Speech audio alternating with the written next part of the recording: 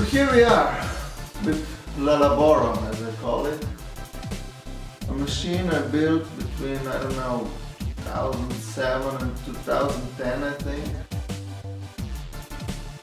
It was quite a lot of work. It helped me a lot that before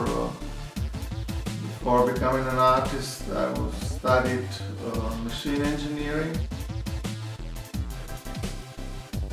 So this is what we call a computer numeric controlled machine with electronic up there and 3 axes to move the tool in the space and do certain operation.